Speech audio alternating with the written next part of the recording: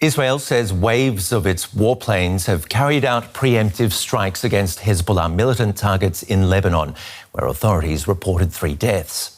Hezbollah says it has launched drones against Israel in retaliation for the assassination of one of its commanders. Early morning in northern Israel. The Iron Dome springs into action as Hezbollah begins what the militant group calls Phase 1 of an attack on Israel. Hundreds of rockets and drones fired towards 11 military sites. It says it's in retaliation for the killing of one of its commanders in Beirut last month. In a statement, Hezbollah said, all offensive drones were launched at their designated times and from all their positions. Our military operation for today has been completed. The enemy's claims regarding its preemptive actions, the targets it allegedly hit, and its supposed disruption of Hezbollah's attack are baseless and contradict the facts on the ground. Israel says it began preemptive airstrikes on Sunday against Hezbollah targets in Lebanon after they detected plans of an attack against its territory. The IDF claimed 100 fighter jets have struck and destroyed thousands of Hezbollah rocket launcher barrels aimed at Israel. It also released these images, it says, are of a Hezbollah drone being intercepted. Israel's Prime Minister issued a warning after an emergency National Security Cabinet meeting. We are determined to do everything to protect our country, return the residents of the north to their homes, and continue to follow a simple rule: whoever hurts us, we hurt them. Sunday's escalation further heightens tensions as talks continue to reach a ceasefire and hostage release deal in Gaza. For more, let's bring in our correspondent in Jerusalem, Tania Krämer. Tania, describe the state of emergency in Israel right now. Well, somehow, people anticipated a retaliation by Hezbollah and also at some point by Iran after the high-profile targeted killings in Beirut and Tehran last month that were attributed to Israel. So Israel has been preparing for that, and it was not a matter of if, but when and how these counterstrikes would look like, whether they could be limited or contained, or whether this will lead to an all-out war in the region. Now, Israel said they had launched at shortly before 5 a.m. in the morning with over 100 warplanes or fighter jets.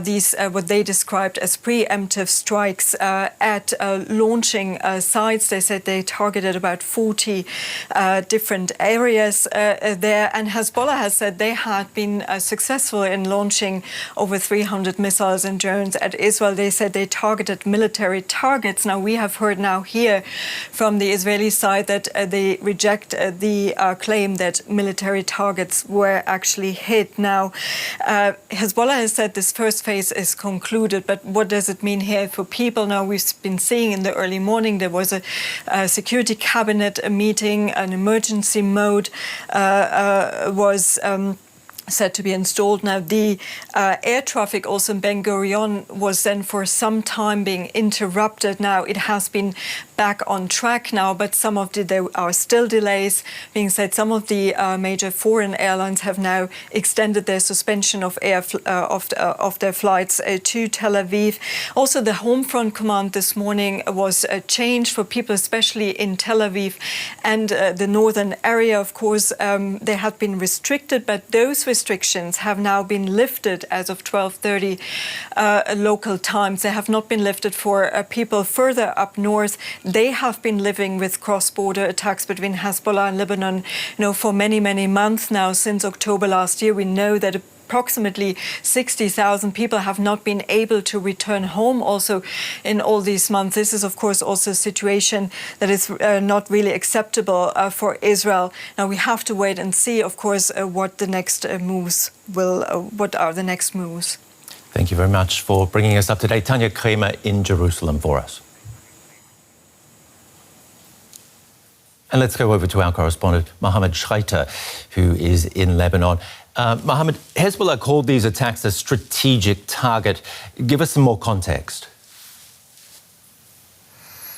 Well, Hezbollah said that it launched more than 300 missiles to disrupt Israel's aerial defenses, paving the way for tens of attacking drones to cross towards military bases in northern Israel. Now, in a series of statements issued by the militant group, it said that it hit what it called a strategic target that will be revealed soon. That was the sentence used in a statement. And more information about this is expected in a speech by the party leader Hassan Nasrallah this evening. But several security sources and media reports said that the party attempted to hit a security facility or security facilities near Tel Aviv, including a secret base used by the Mossad. Now, whether it hit the target or not is yet to be confirmed. Media reports coming out of Israel suggest that the attack did not reach Tel Aviv whatsoever.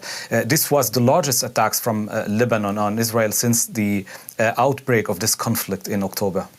And otherwise, what else have, or how else have people been reacting to these attacks?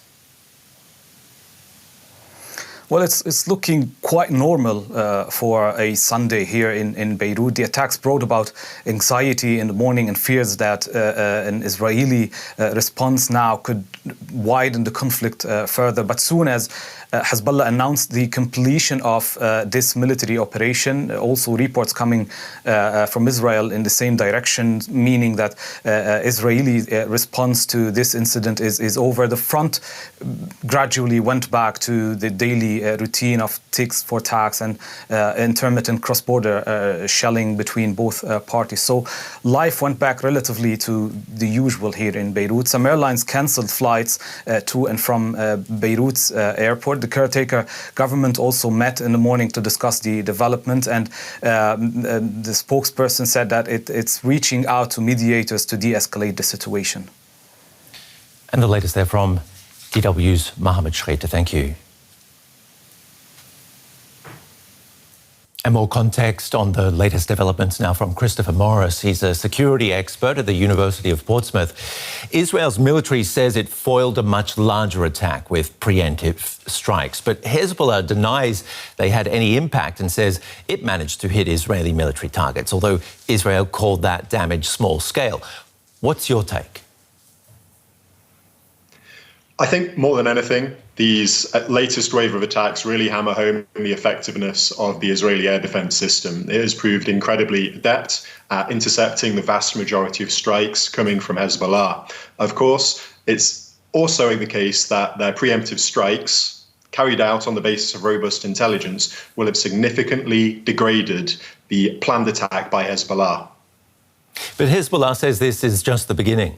The military group recently released videos of its huge tunnel network. What threat does it pose to Israel? Well, of course, a lot of interesting things going on with Hezbollah at the moment. Not only have they said that these latest wave of attacks are simply phase one of what is likely to be a far larger and more sophisticated operation, they have also released some interesting footage of their extensive tunnel network within Lebanon. Now, with this, they're probably sending a number of messages. First of all, they're saying that, we have extensive networking, storage and concealment, and we can continue doing what we are currently doing for an extended period of time. They're also kind of, I suppose, telegraphing the risk of infiltration. And, it's a real show of force from Hezbollah, which is interesting to see at this juncture. Yemen's Iran-backed Houthi rebels praised the Hezbollah attacks and renewed threats to launch their own. What do you make of those statements? Now, one of the biggest concerns in both, the interest of international security and on behalf of Israel at the moment is going to be coordinated pressure coming from Hamas, Hezbollah and the Houthis at one time. Now, coordinated efforts on any scale would present a major challenge. It's something they've struggled to do so far, but given their common backer in Iran, that is going to be a key concern over the coming months. Isn't that exactly when Israel has its back up against the wall, when it's attacked on multiple fronts simultaneously? Yes, of course. And their biggest fear is going to be another large Iranian attack and a combination of attacks from kind of like the Triple H's happening at once. That could be enough to overwhelm the extensive Israeli air defenses, and that would present a major challenge. How likely is this so-called attack or reprisal attack from Iran right now, considering everyone's been bracing for this for some time after the killing, of course, of Hamas's political chief, Ismail Haniyeh, in Tehran? Of course, yes. So there is increasing concern that there is going to be an Iranian response. So far, we've seen that, well, we've seen a large-scale attack, and we've also seen intense pressure stemming from its proxies across the region. Now, again, coordination is going to be a major issue there. If we were to see a large Iranian attack again, I would expect the US, which maintains a heavy presence in the region, to get involved in intercepting any strike. So whilst it is a major concern, there are, I suppose, international forces to consider in the region as well. Well, the US also has carriers that have arrived in the region. But just summing up, how would you rate the risk of all-out war now, considering all of these developments? It's a precarious balance. On the one hand, nobody wants to face another front, a ground war in Lebanon, and everybody is mindful of escalation. On the other hand, we have this persistent need on behalf of everybody involved to maintain face. And that seems to be one of the key aspects driving the conflict at the moment. So it's a very precarious balance that we're in at the moment. Is that the only hope for de-escalation, saving face?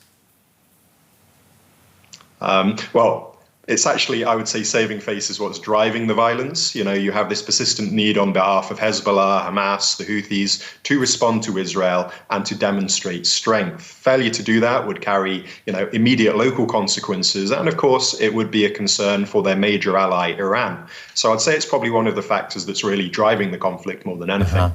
So what else do players need to do in the region or elsewhere abroad to ensure that this doesn't reach an all-out war?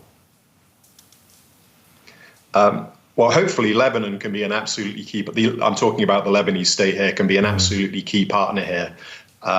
In terms of relieving pressure, it's going to be on, I suppose, the US and Iran as external parties to really rein in the tensions in the region. Exactly how that might happen, I am unsure, but it's definitely something that the international community needs to continue to watch with incredible interest.